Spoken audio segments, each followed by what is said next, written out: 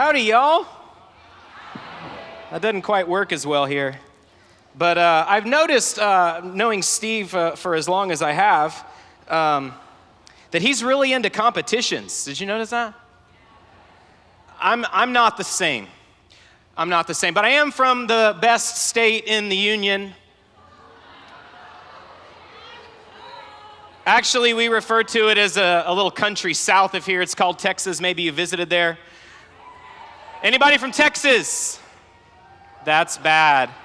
How about this? Anyone from Ohio? Yeah, okay. Yeah. Well, if the conference is about belonging, then let's start with that, right? So I am from Texas. I love coming up here because we get out of the oppressive heat and humidity. That's why all the Texans come north, right? That's why we all come north. But then I get here and I realize it's pretty humid here too. It's just 38 degrees cooler. So we're going to deal with that all weekend. But it is so good to be with you guys. And I figured I'd tell you a little bit about myself because being from Texas, you know, we're hard workers, but we've got some odd jobs, you know, that we kind of tend to make a living when you're growing up. And so I just need your help. I'm going to say, I used to, but I quit. And I need you to say, why'd you quit? So I used to, but I quit.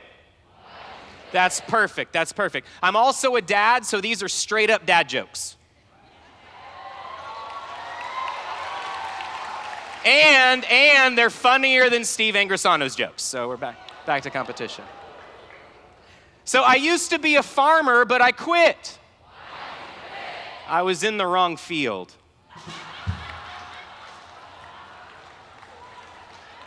I used to be a doctor, but I quit. I lost my patience.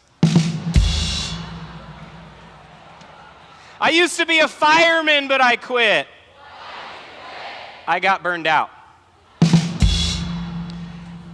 I used to be an orange juice factory worker, but I quit. Well, I got squeezed. I couldn't concentrate. Thank you, ladies and gentlemen. It's been good being with you. I used to be a youth minister. I didn't say I quit. That's actually what I do in Houston. Yeah, thank you. Give it up for Reese. Give it up for Reese back there. But I am a dad, and I got to tell you, I think that being a dad is the hardest job I have to do. Now, being married, it's difficult sometimes, but if I say too much and my wife is watching, then the locks are changed when I get home. So the hardest role I have in my life is being a dad. But I'm going to tell you, it is the most rewarding thing I do. I love being a dad more than I love anything on the planet. Now, there's one other thing that I love, I think maybe even more than just being a dad in general, and that's being a dad of a little girl.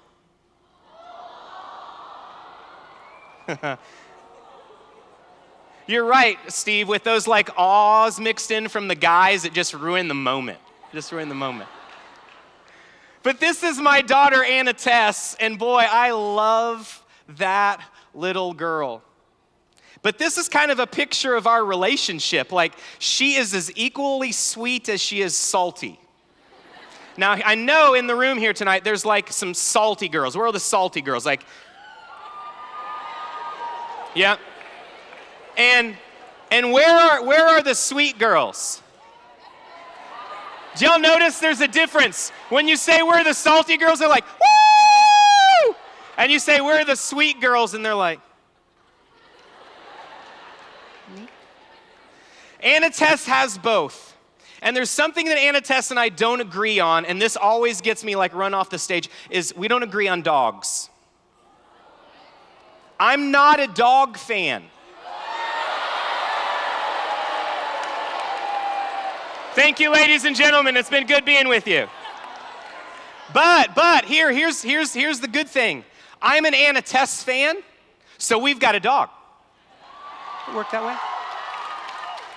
But Anna Tess, like, you know, I'm her dad, right? I'm supposed to be the one imparting wisdom on her. I'm supposed to be the one telling her about her faith, and I'm supposed to be doing all that for her. And she doesn't quite get it because all she can see is I don't like dogs. So I'm telling her the story of Jesus, right? I'm like, hey, Anna Tess, you know what Jesus did? She's like, yes. I'm like, well, you know, he went to the cross. Dad, I know. And you know, after he went to the cross, Dad, you work at a church. I've heard this like a million times. And then I'm saying, do you know why he did it though? And she's like looking at me like for some new wisdom. And I'm like, this is my moment. She's not fighting me. I said, he did it for you. He came so when the sins that we commit aren't going to be held against us. He came to save you. And she looks at me and she says, I don't get it. I didn't do anything wrong. He didn't have to die for me. We're getting there. But she tries to rationalize with me too about loving dogs. She says, Dad, why don't you love dogs? And I said, Anna Tess, they don't really grow up and take care of themselves and leave home and make a living. They don't do that. She goes, yeah, but why don't you like dogs? I said, I just told you. And she says, you like beards, don't you? Yeah? She goes, dogs are just walking beards.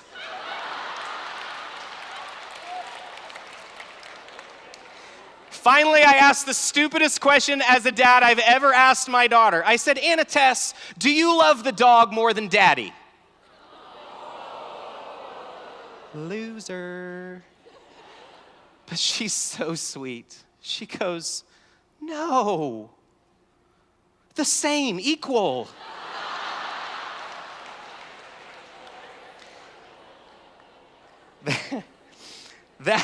That's Anna Tess. And that's why I love being a dad, because even if you don't love dogs, how can you not love that sweet, salty little girl that brings so much joy to my life? And when I think about how much I love her, how much I love Anna Tess, I can't wait to go home and see her. And sometimes I get home and she's already asleep and I'll wake her up. My wife hates it. I'm like, wake up, I want to see you, And then I love her so much, and then I can't even fathom how much God must love her. If I love her this much, how much more must God love her? Because it's just a fraction. It's just a sign of that infinite love that God wants for all of us to love all of his children.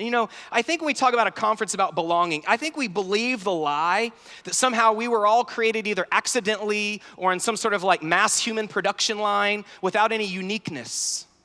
But God intended every single one of us. He planned every single one of us. See, here's the good news about God's plan. You don't have to fit in to be part of God's plan. God's plan was to fit you into his plan. That was his plan, to belong. And to do that, God's plan was Jesus. God sent his son Jesus into the world. That was his plan, because we could not save ourselves. And so God came to the rescue because he loves you so much. He didn't want to leave us distant from him. He wanted to come and save us. And he did it himself. And there was a price for that, right? We know the price was Jesus' sacrifice on the cross. But his plan goes farther than that. It wasn't just God's plan for Jesus. God's plan was also for you. God's plan was for you. There's a great saint. I named my first boy after Saint Athanasius. And Saint Athanasius has this almost, it's an ancient kind of quote, but today it almost sounds a little overdone. He says, God became man so man could become God. Now, that doesn't mean we're going to become God in his essence, we're all living like little gods. But he wanted to show that gap was getting bridged, that God came all the way down to be like us, to be man, so we could spend forever with him, so we could rise to where God was and live with him forever. That was God's plan, and Jesus is the one that stitched it all together for us. And see, the church tells us in the catechism that God chose us first, that we were adopted at baptism. And Steve mentioned that, we didn't even have to choose him first. God already chose us, and we were adopted into the family, that spiritual adoption at baptism. And St. Paul, in his letter to the Galatians, was starting to transition, if you would, for the Jewish people out of the old way of thinking about God as being some sort of distant lawgiver or judge. And St. Paul has this great line to the people of Galatia. He says, as proof that you are children, God sent the Spirit of his Son into our hearts, crying out, Abba, Father. So you are no longer a slave, but a child. And if a child, then also an heir through God. Sent the Spirit of his Son into our hearts, crying out, Abba, Father. The word Abba means daddy. He didn't want to be a distant God. He wanted to be as close to us as our fathers, even closer. We could call God daddy. And a Jew would have almost been offended by that. Like, you can't talk about God like he's a daddy. That's how I know, church, that there is a God, is being a daddy. I've never felt closer to God than the first day I held my first child in my arms when they were born. So, how do we know what kind of person God calls? Like, some of you in the room tonight are like, well, I've never had this relationship with him. I've never made some sort of commitment. I've never felt anything. I just showed up on the bus because a friend wanted me to come, and I paid my money, and I signed a form, and here I am.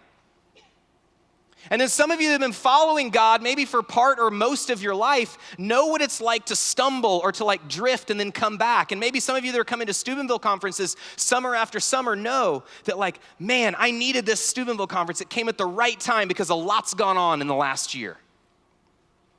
So what kind of person does God choose, and how does he do it? Well, my favorite story of him calling an apostle, this is not because it just has my name in it, but my favorite story of him calling one of the apostles is when he calls St. Matthew. And when he calls St. Matthew, he does it in Matthew's 9th chapter, which, if you think about it, that means how many chapters have already happened? So it wasn't the first thing he did. But if you read about some of the callings of the other apostles, it was like the first thing he did. The first thing he did was call his apostles. Matthew was kind of a later in the story calling for him, you know? This wasn't like he showed up on the scene and he called the fishermen. You know, he called Peter and he called his brothers and he called the sons of Zebedee. And then later on, he calls Matthew. And he goes to where Matthew is. He goes into Matthew's life, and Matthew was a tax collector. And nobody liked him, other than the other tax collectors. It was like he was given freedom to rip people off, to steal. As long as the Romans got their money and everything was taken care of, he could keep a little for himself. Matthew is sitting in the middle of his life when Jesus shows up, and I just want to read this story to you. As Jesus passed on from there, he saw a man named Matthew sitting at the customs post. He said to him, "Follow me." And he got up and followed him. While he was at table in his house, many tax collectors and sinners came and sat with Jesus and his disciples. The Pharisees saw this, and they said to his disciples, "Why does your teacher eat with tax collectors and sinners?" He heard this and he said, "Those who are well do not need a physician, but the sick do. Go and learn the meaning of the words, 'I desire mercy, not sacrifice.' I did not come to call the righteous, but sinners."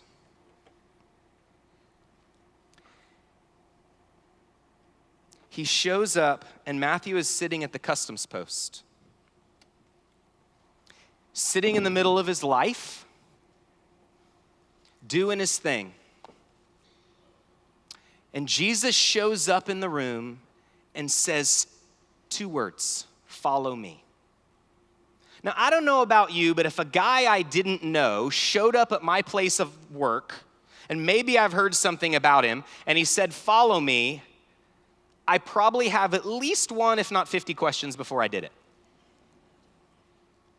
Or I'd ask him to sit down and let's have a conversation about how this is going to benefit my life.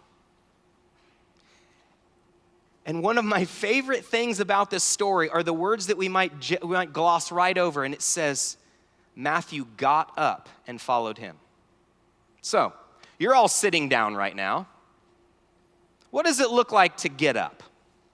Show me.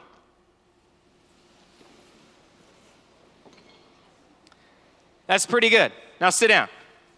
Now, here's the cool thing about what you would miss if you weren't. How many Greek scholars in the room? Maybe a couple fathers. The word used here when it says Matthew got up is anastas. It is the same word used for Jesus coming out of the tomb, anastasis. What does that kind of getting up look like? That's like an explosion. That's not just like, all right, let's try this out. He got up and followed Jesus. That word anastasis is like a resurrection for Matthew. So what must have been going on in Matthew's life at this time? To jump up and follow Jesus into a new life. And I hope that's why you're here today, not just to be like, well, that was a good conference. But to get out of your chair as if you've been resurrected, as if Jesus has called you and says, you belong to me, follow me, and you get up. Who's ready to do that this weekend?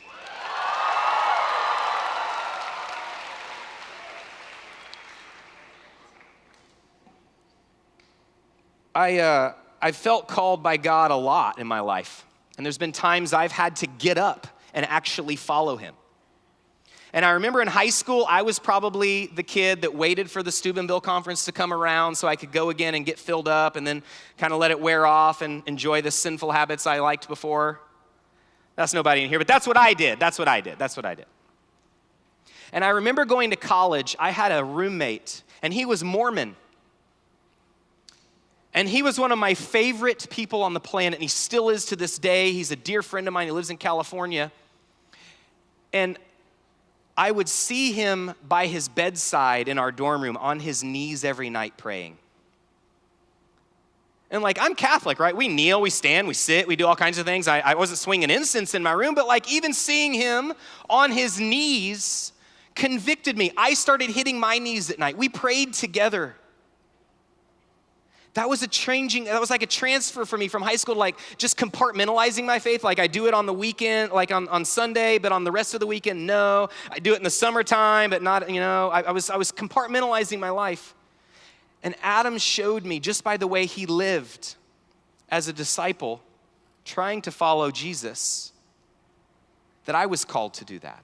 And yeah, we had some differences and we had some knockout, drag-out theological debates.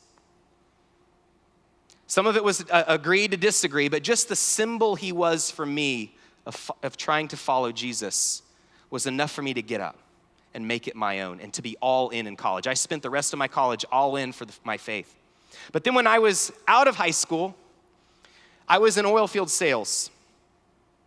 And down in Texas, that's like a big industry, right? Like if you're in Houston, it's like the oil capital of the world. And I was in oil field sales. I was fresh out of college. I had this great job. I was making good money. And then someone called me one day and said, Matt, I want to offer you a new job.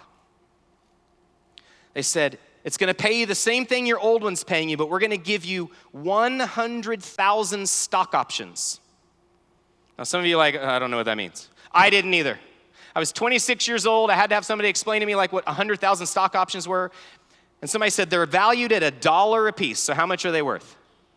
$100,000.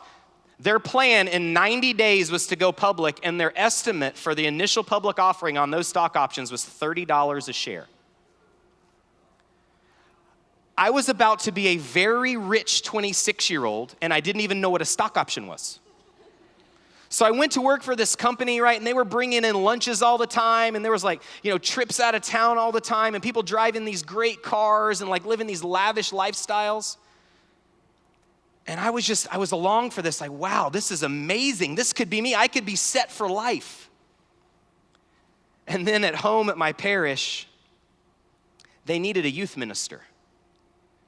And so I asked my pastor, not if I could be the youth minister, if I could be on the team that helped them find the youth minister.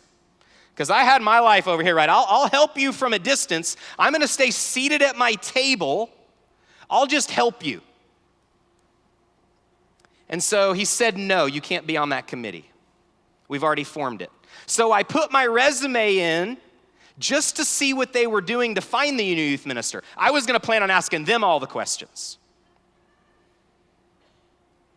2 weeks later, my pastor calls me back into his office, and I thought he was gonna be like, I thought I told you no. And he said, I can't believe I'm gonna do this, but I'm gonna offer an oil field salesman with no theological training the youth ministry position at the parish.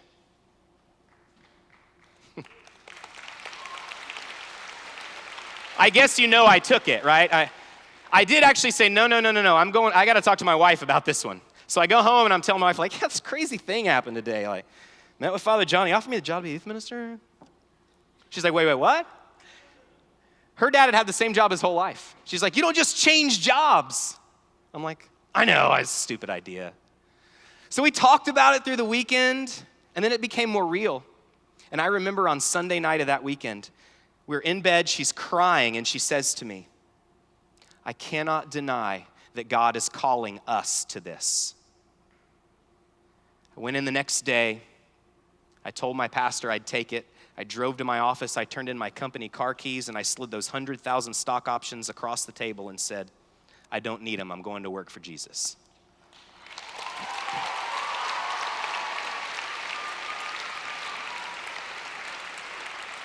That was me getting up. And it took a lot for me. Like, I still to this day, I'm like, what was I thinking? But I jumped up out of the chair and I tried to follow Jesus. And I got to tell you a story. I want to show you some slides here that when I was a youth minister, right? Now, youth ministers, you guys are my heroes. You guys work harder and get underpaid and like work harder and harder than anyone else on the planet. And I know sometimes it can be thankless, but when we see one teenager jump up out of their chair and follow Jesus, it's all worth it. And I was on a pilgrimage to Rome with a bunch of young adults. And I was feeling spiritually bored. Like at a time in my life, I was like, I'm here in Rome. I mean, like, there's the Vatican. You know, there's the Pope. You know, I'm like, not really, but I mean, I was feeling a little bored, right? So what I did is I snuck away. I snuck away from the group. They were all doing some tour, and I got in a cab, and I went to this church called St. Louis of France. And in St. Louis of France hangs 3 paintings, and they're all about Matthew. I want to show you what one of them looks like. This is the moment where Jesus points at Matthew, and if you'll see Matthew, I've got him blown up on the other side. He's the one that's like, who, me? Jesus comes in the room. He comes into Matthew's life. It was never too late, right? Like if you're here tonight, you're like, well, I missed the boat on I didn't do this as a freshman. It's not too late. Matthew chapter 9 shows us it was not too late for Matthew. He points at Matthew, and Matthew says, who, me? Well, also hanging in the same chapel are these other 2 paintings that show the life of St. Matthew. So the first one is his conversion. That's where Matthew's called. The one here, you'll see he's looking over his shoulder at the angel. This is the inspiration of St. Matthew writing the scriptures. And then the final picture is the martyrdom of St. Matthew by an Ethiopian king who murders him while he's celebrating Mass. And I realized in my spiritual boredom, I realized I'm bored right now. And I looked at this as if it was like the life of St. Matthew. And I realized this is a lifetime goal. This is a lifetime effort. This is something that takes a lifetime to follow Jesus. When we get up out of our chairs, sometimes we got to keep getting up out of our chairs, just like St. Matthew did. This is how Jesus called St. Matthew. With a gentle hand to follow him. What does that hand look like? You seen a hand like that before?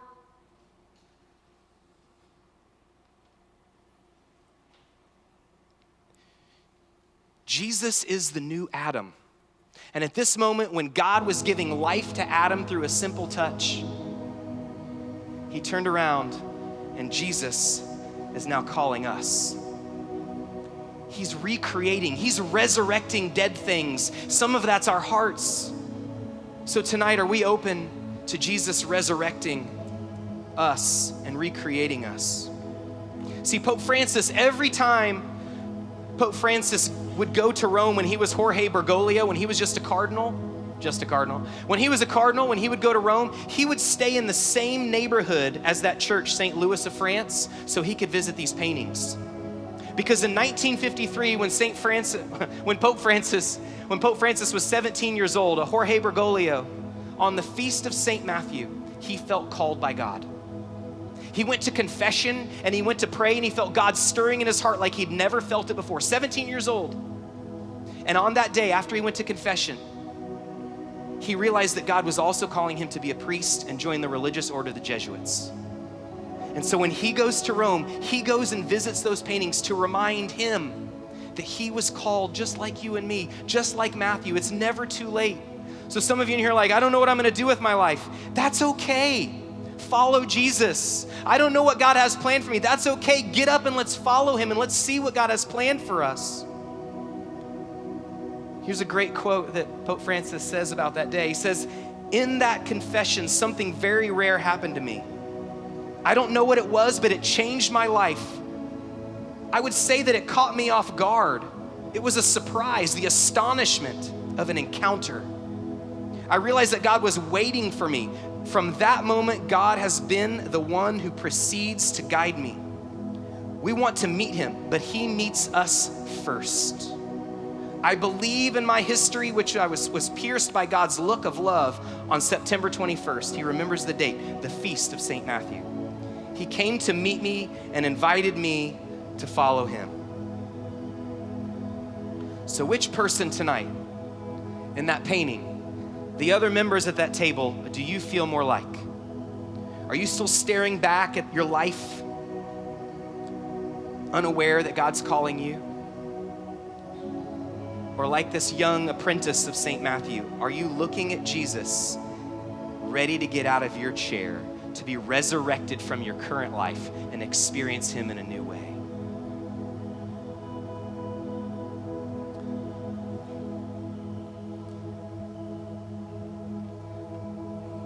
Those who are well do not need a physician, but the sick do. I did not come to call the righteous, but sinners. If you place your hope in the world, your life will be empty. If you place your hope in Jesus Christ, your tomb will be empty. He's gonna resurrect dead things this weekend. He's gonna come to our tables and say, follow me. Are you ready for that? Are you ready to get up? Are you ready to leave your old life behind? Are you ready to trust him like you've never trusted him before and belong to the family that God has already established for you? Come on in. Let's pray.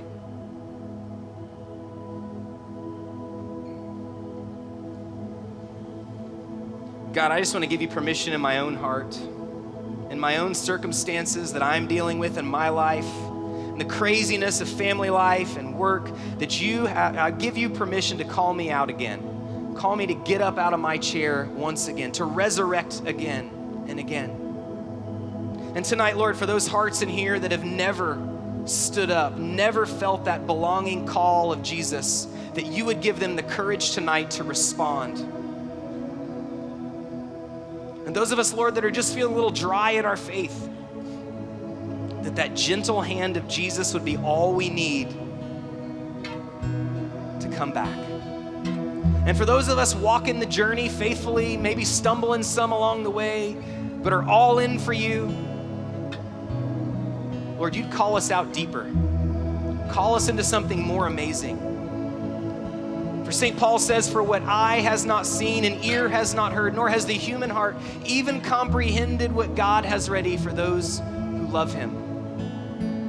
God loves you, not just the idea of you. God loves you, and he chooses you, and he's calling you to get up, to be resurrected.